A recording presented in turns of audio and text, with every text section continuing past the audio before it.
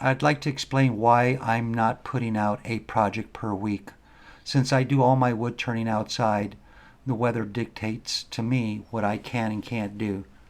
But for this project here, what I've done is thrown a bunch of bits and pieces into this medium container along with epoxy to see what I could come up with. There's only so many things you can do with wood turning, and I'm starting to get to that point where I'm wondering what else can I do. With that being said, I hope you folks enjoy this video.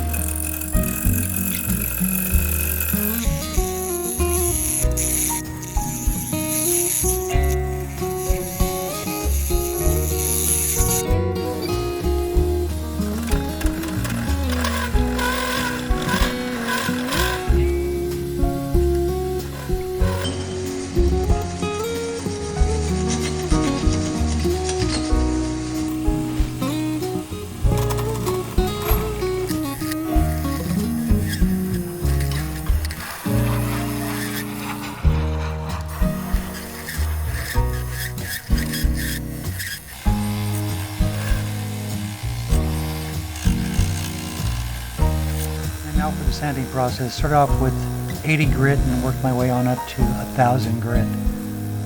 Spent about 30 to 40 minutes sanding, and my personal opinion is sanding sucks. And I didn't want to bore you folks with it, so I usually incorporate a very small portion of that process in the videos.